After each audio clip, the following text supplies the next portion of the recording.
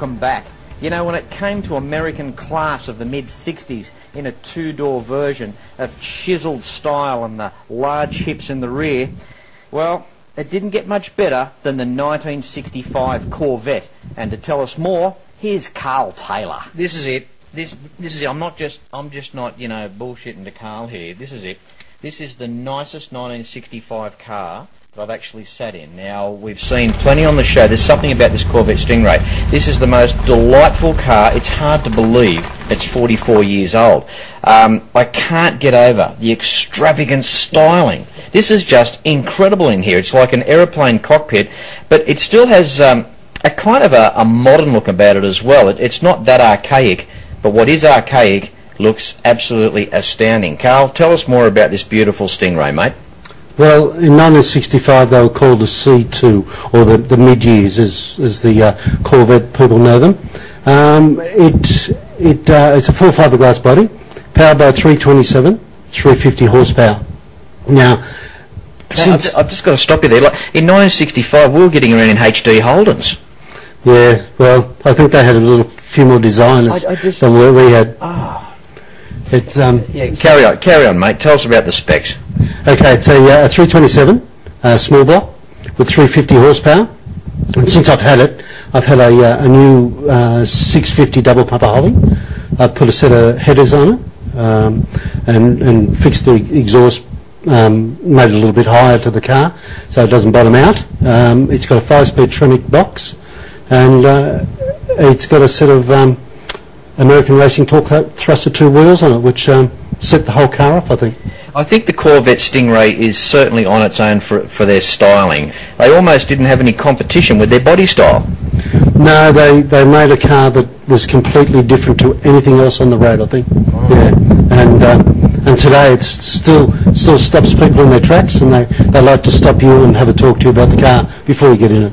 Isn't it really special when we talk about the age of the vehicles on Classic Restos and their styling? Now, have a go at the style of the body on this car. Now, just stop for a moment and check this out. Up over the front of the guard, up past the door, through to the rear of the car, to the hips on this car. It's a style that when you're next to, I guess it's forgotten about until you see one, you know, and when the photo came through on the Classic Restos, or photos at classicrestos.com.au, photo came through. As soon as I saw this car, I rang this guy straight away, and it was like, you know, terrible notice, like within 2 days he was here. This is a very special car. Let's have a look at the doors for a moment. Now, one thing that struck me, Karl, have a go at the thickness of the door hinges. Mate, that's construction steel. Yeah, I think they went a little bit overboard on it, but it's nice and solid, Fletch. It stayed like that for 44 years. Mate, the doors wouldn't drop. The whole side of the car would fall off with the door still attached. Yeah, that's right. Well, the underneath is just as strong as that. People say they're fiberglass, but they still weigh a fair bit. I think it comes in at about 1,400 kilos all up.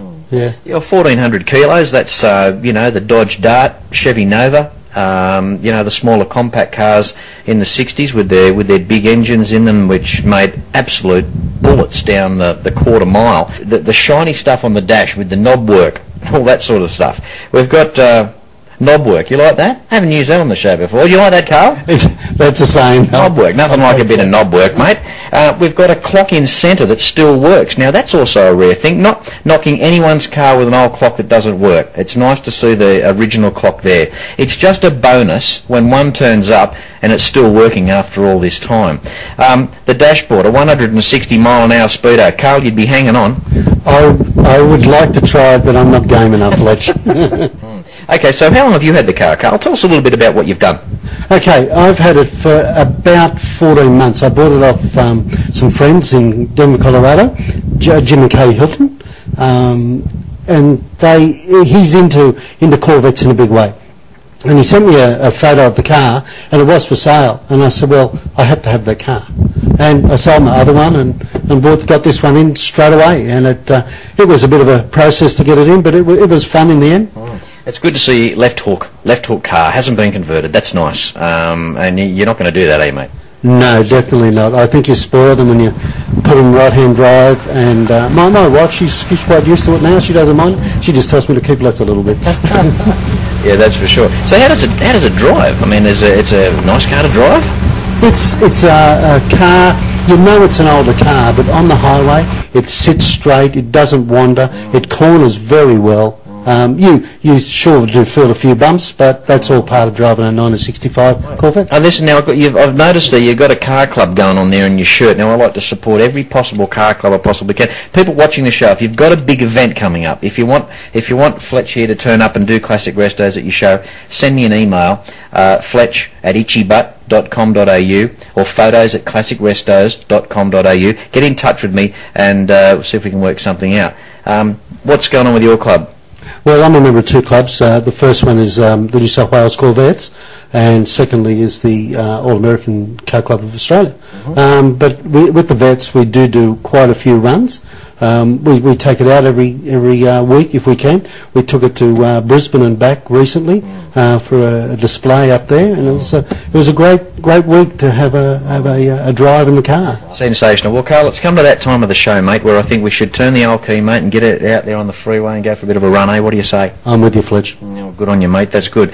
What side am I going to be sitting on? What side do you want to sit on? Ooh, there's another option. I'm going to get to drive. Yeah, you can steer it. This is the first time I've ever driven a 1965 Corvette Stingray, so it's going to be quite a ride. Let's go. All right. Thanks, Karl.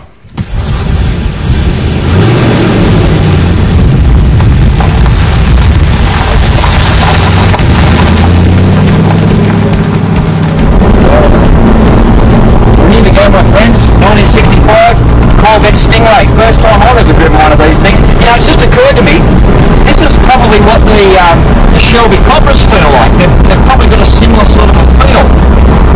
Although this is not quite up in the same horsepower stakes, but it's of the same era, I guess similar weight, and in some respects similar style.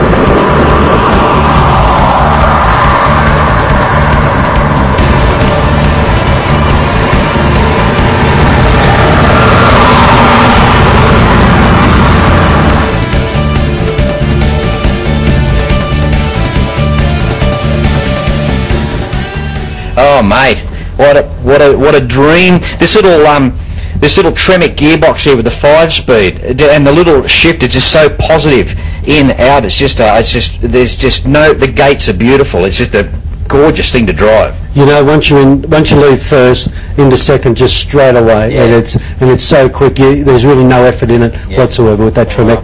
Karl, I just want to thank you, mate. Thank you so much for, well, number one, being on the show, and secondly, letting me drive this very special car for the first time for myself. First, I'd like to thank you for bringing this show to the people, and also the sponsors who support the show. It's been great. Keep it up. All right, stick around, because after the break we've got a technical segment on how to look after your extractors, put a coating on them, and man, they look pretty schmick. Catch you later.